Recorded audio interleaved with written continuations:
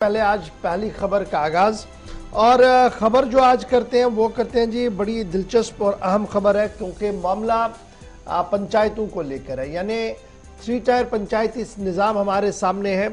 Amendments करवाने के बाद ये चुनाव हुए, बीडीसीज और डीडीसीज का इंतखाब हुआ और उसके बाद ये लग रहा था कि शायद ऑल इज वेल, लेकिन अब खबर सामने आ रही है कि 1 साल का वक्फा गुजरने के साथ साथ डीडीसीज और बीडीसीज भी आज खुद को तनहा समझ रहे हैं, क्योंकि कानूनी दायरे में जिस तरीके से काम करना था वो काम हो नहीं पा रहा है।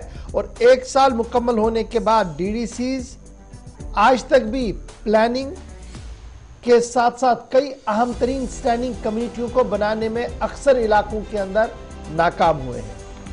कुछ इलाकों के अंदर जरूर स्टैंडिंग कमेटियां बनी हैं, लेकिन अक्सर अजला ऐसे हैं जहां पर प्लानिंग और स्टैंडिंग कमेटियां आज तक नहीं बनी है। इसके साथ साथ इस 3 टायर पीआरआई निजाम के अंदर एक इंतहाई अहम जुज था फाइनेंस कमीशन का। शायद अभी तक भी उस फाइनेंस कमीशन के खदखाल से पीआरआई वाकफ नहीं है।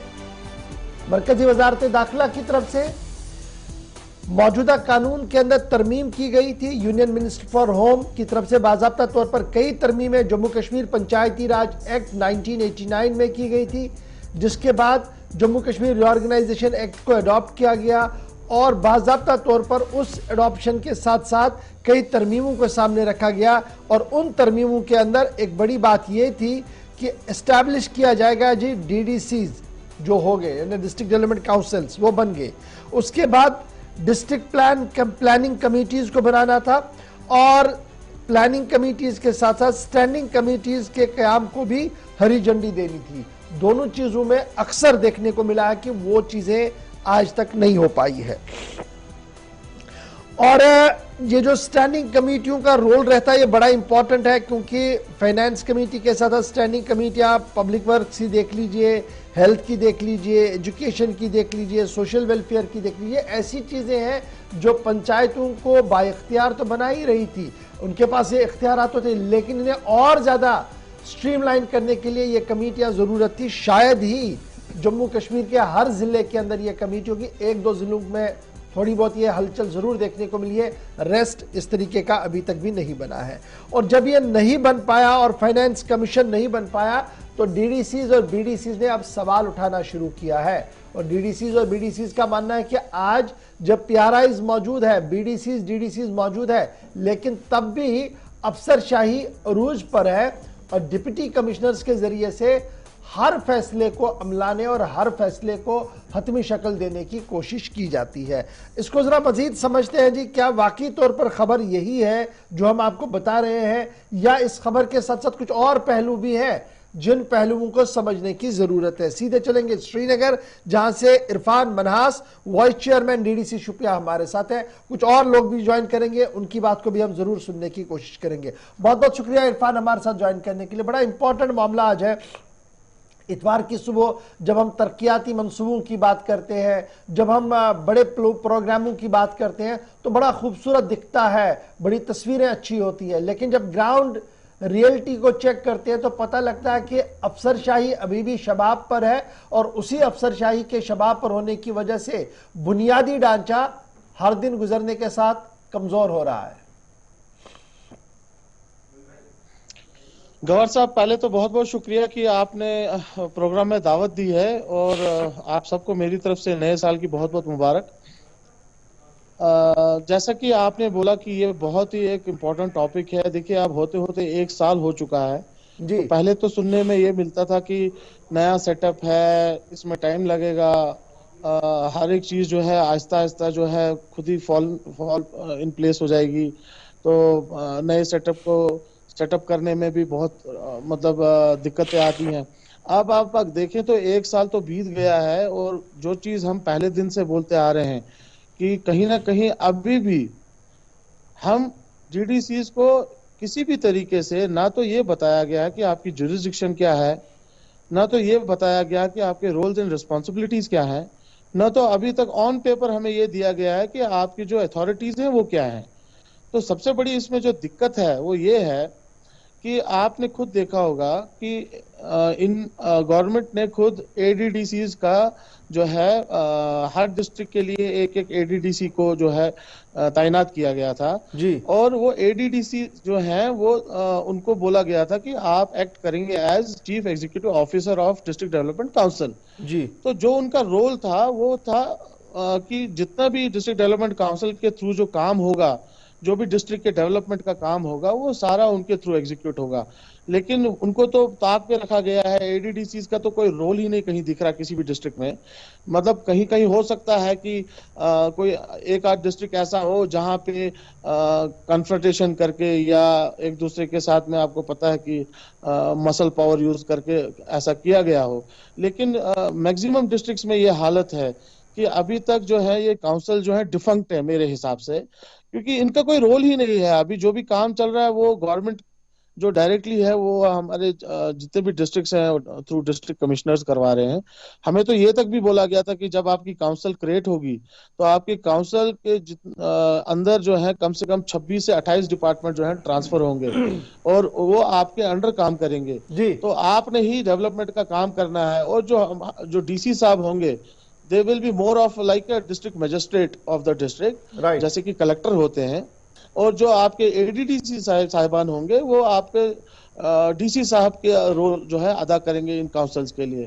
तो अनफॉर्चुनेट ये है कि एक साल हो गया, अब हम मीटिंग भी नहीं बुला पाते। मैं आपको सच बताऊं तो मेरे बहुत सारे मेंबर्स नाराज भी हैं, मेरे ही नहीं हर डिस्ट्रिक्ट में ऐसे नाराज हैं सारे मेंबर्स कि ये मीटिंग्स क्यों नहीं होती, वो क्यों नहीं होता, ऐसा क्यों नहीं होता, फिर अगर काउंसिल बनी है। लेकिन आप समझदार है कि अगर हम लोगों को अवाम का काम करवाना है तो दो ही ऑप्शन है, या तो हम धरने पे बैठ जाएं, फिर तो कोई काम होगा नहीं, तो अवाम का तो कुछ भला नहीं होने वाला है और उससे तो सबका नुकसान है। असली जो प्लानर है आज के वक्त में वो कौन है? देखिए मैं आज भी आपको बताता हूं कि जब लास्ट टाइम जो हम लोगों को जब बताया गया कि आपको प्लान देना है तो एक 11th आवर पे बोला गया था। उस समय भी हमने जब प्लान दिया, जो हमारी तरफ से जो प्लान गए थे, वो आप यकीन माने कि हमने ग्राउंड पे जाके मतलब चेक नहीं किया, क्योंकि उस समय वो कहते हैं ना गले पे छुरी रखने वाली बात थी कि नहीं प्लान देना है, नहीं तो ये लैप्स हो जाएगा। अब आज आप देखें जो प्लान दिए गए हैं वो भी अभी दिसंबर आ गया है, तो हर डिस्ट्रिक्ट की यही कहानी है कि अभी भी बहुत सारे काम जो है लटके पड़े हैं, टेंडरिंग नहीं हो रही है। जहां टेंडर पड़ रहे हैं वहां पे लोग उसको उठा नहीं रहे हैं, क्योंकि बहुत सारे ऐसे जगहें हैं जहां पे अमाउंट बहुत कम है, तो वहां पे कोई काम। अच्छा इरफान, बड़ा इंपॉर्टेंट है, ये तो प्लान की भी बात हुई, लेकिन बड़ा सवाल ये है कि क्या स्टैंडिंग कमेटियां जो बनानी थी जिससे ये लगता कि और ज्यादा एफिशिएंसी पैदा होती इस पूरे मामले में, हरारत देखने को मिलती है, अकाउंटेबिलिटी का अंसुर पैदा होता, उसमें तो आप बाइख्तियार थे, मतलब चेयरमैन डीडीसी वाइस चेयरमैन बाइख्तियार थे कमेटियों को फ्रेम अप करने में, सब कमेटियों को बनाने में, उसमें कहां पर रुकावटें आई?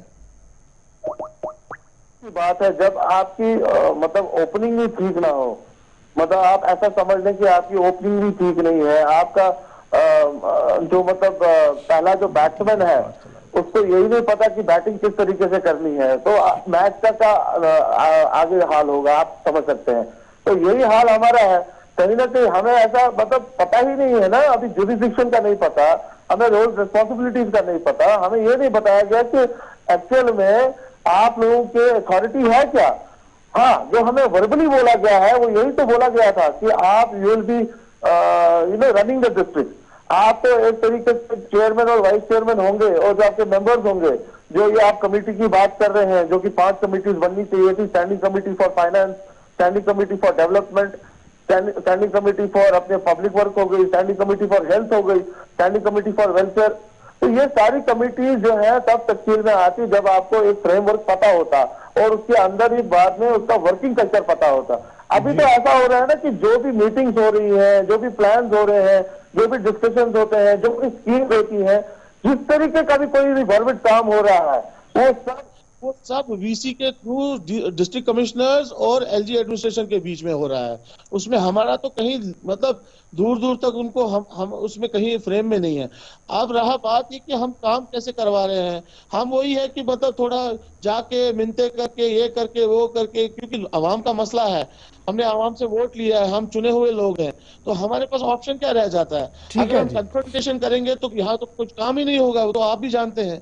इसलिए हमें उनके पास जाके लोगों के लिए रिक्वेस्ट करनी पड़ती है। यानी वो आपका जाती पीआर है जी, आप डिप्टी कमिश्नर से जाकर मिलके या अफसरों के पास जाकर मिलके काम करवा सकती हैं। जो सेट प्रोटोकॉल था वो प्रोटोकॉल इन्फोर्स नहीं है। बहुत शुक्रिया जी इरफान हमारे साथ ज्वाइन करने के लिए। मेरे साथ जनाब एक और चेयरमैन डीडीसी भी है पंडित पुरी साहब। बहुत बहुत शुक्रिया जी पंडित पुरी साहब ज्वाइन करने के लिए हमारे साथ। ये जो बात हम आज कर रहे हैं बड़ी दिलचस्प और बड़ी इंपॉर्टेंट है, क्योंकि बीडीसीज और डीडीसीज का इंतखाब होना और फिर उसको बड़े कैनवस पर दिखाया गया पूरी दुनिया के अंदर की देखिए जी 3 टायर जमहूरियत का असल निजाम ऐसा होता है, नेटवर्क ऐसा होता है और इन्हें बहुत ज्यादा बाइख्तियार बनाया गया। लास्ट टाइम जब होम मिनिस्टर साहब आए तो उन्होंने थ्रस्ट देकर इस बात को कहा कि देखिए इस सिस्टम को हम और ज्यादा मजबूत बनाना चाहते हैं। 1 साल गुजर गया है, क्या वाकई तौर पर बाइख्तियार इदारा हुआ है और अवाम के जज्बात एहसासात जो है वो पूरे हो पा रहे हैं? एक अल्फाज में नहीं। पहले शुक्रिया मुझे यहाँ लाइन पे लाने के लिए। जैसे मेरे दोस्त इरफान मनाज ने कहा, मैं हर किसी बात को सेकंड करता हूँ जी, क्योंकि जब ये कयाम हो गई डीडीसी काउंसिल, पहले इलेक्शंस हो गए, उसके बाद बहुत टाइम हो गया डीडीसी काउंसिल कयाम होने में। हम लगते थे कि नया सिस्टम है, कुछ टाइम लग जाएगा, लेकिन अब 8-9 महीने हो गए हमें भी चेयरमैन लगने के लिए। जैसे इन्होंने कहा कि हमें पता ही नहीं है हमारी ज्यूरिडिक्शन क्या है। कब वहां तो प्लान कमिटीज की आप बात करते हो, स्टैंडिंग कमिटीज, ये जैसे इन्होंने कहा ये सिस्टम नया है, हमने सिस्टम उतना समझ नहीं आया। ब्यूरोक्रेसी एक बैठी है जिन्हें पता है इस सिस्टम को कैसे चलाना है, लेकिन हमें लगता है कि अभी भी ब्यूरोक्रेसी अपना पावर शेयर नहीं करना चाहते हैं। बाकी जैसे आपने इरफान से कहा काम करने का तरीका, वो तो हम अपनी इंडिविजुअल कैपेसिटी में करते हैं। हाँ, वार्ड ऑफ प्रेसिडेंट्स में हमारा मिनिस्टर ऑफ स्टेट का ये है, वो भी एक असर हो सकता है एक मुलाजिम पे, लेकिन जहां तक ये डिस्ट्रिक्ट काउंसिल का जहां तक ताल्लुक है, अब तक कोई भी हमें तालमेल ब्यूरोक्रेसी और हमें में नहीं लगा। हमें लगता है कि ये सिस्टम अभी एम्पावर नहीं हो गया जो लोगों को कहा गया था। फ्लोर ऑफ द हाउस में हमारे प्राइम मिनिस्टर साहब ने कहा था स्काई इज द लिमिट, हमें वो लिमिट कहीं नजर नहीं आती है। बहुत ही ये लगता है कि हमारे को अभी 8-9 महीने हो गए, लेकिन जिस मकसद के लिए डीडीसी काउंसिल कयाम हो गई वो कहीं नहीं है। अच्छा जी, बड़ा इंपॉर्टेंट ये तो हो गया। पहले ये लग रहा था कि जनाब जो पॉलिटिकल सर्कल्स हैं, पॉलिटिकल पावर्स हैं, एमएलएज हैं, वो जब इस निज़ाम को चलाने नहीं देते क्योंकि उनके हाथ से सब कुछ चला जाता था, प्लानिंग, डेवलपमेंट और सब कुछ बाहर जा रहा था। अब जब वो है नहीं, आज के दौर में, आज के फ्रेम में सब आप हैं, इलेक्टेड रिप्रेजेंटेटिव्स आप हैं, उसके बावजूद भी ये एक बड़ा मसला है जो आप उठा रहे हैं लगातार। ये बड़ा इंपॉर्टेंट इशू आज के दिन में है। और दूसरी बड़ी बात, अफसरशाही को एक तरफ छोड़ के जो स्टैंडिंग कमेटियों का कयाम है, स्टैंडिंग कमेटियों का कयाम तो कानून के एतबार से आप कर सकते थे, विद इन द सिस्टम करना था। क्या वजूहत है कि अक्सर अजला के अंदर ये कमेटियां बनी ही नहीं? देखिए, कुछ स्टैंडिंग कमेटीज हमने बनाई है जैसे फॉरेस्ट और का कुछ की, लेकिन रेस्ट में आपको बता दूंगा, यहाँ के जितने भी एडमिनिस्ट्रेशन है जो यहाँ ब्यूरो, इनको पता ही नहीं सिस्टम को कैसे चलानी है। हकीकत एक नया सिस्टम है, इवन हमारे को पता नहीं है। जैसे पिच बहुत है, हमारे को भी बॉल कहीं आ जाए कि हमारे को भी देख के खेलना है, लेकिन जो हमने इनको कहा था लास्ट टाइम, आप ट्रेनिंग सेशन कीजिएगा, क्योंकि इसमें हमारे पावर्स हमारे को उसका भी पता लग जाएगा। लेकिन अब भी जो कमिटीज का ताल्लुक है, जहां तक हमारे को कुछ कमेटियां हमने बनाई है, लेकिन जो बहुत इंपॉर्टेंट होती है फाइनेंस कमेटी, जिसका चेयरमैन वाइस चेयरमैन रहता है, वो कमेटी भी अब तक नहीं हमने बनाई है। और जैसा आपको पता है, जैसा प्लान का हो रहा है, बहुत सारी चीज लैप्स हो गई है, बिकॉज एक कोऑर्डिनेशन नहीं है। वो एट द 11th आवर जहां आपका कैपेक्स 31 को 70% कैप लग रहा है, उसी दिन आपके टेंडर्स भी हो रहे हैं आधे काम में जी। बहुत ही वक्त बेसिकली कोविड का भी एक असर रहा, लेकिन हमारे को जो लेट समर में था, हमारे को अब तक ये काम करना था।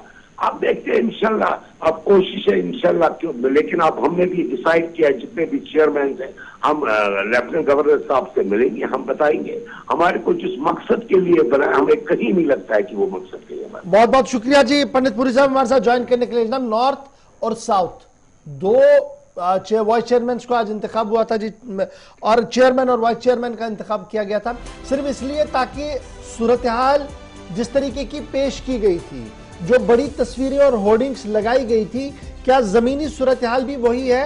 फ्रॉम द हॉर्सेस माउथ ये पता लग रहा है कि जनाब इख्तियार की बात तो दूर, जमीनी सूरत हाल और कानून का दायरा भी आपस में मेल नहीं खा रहा है, जिसकी वजह से अवाम जिन्हें बराह रास्त इसका फायदा मिलना था अभी भी इस फायदे से बहुत दूर है।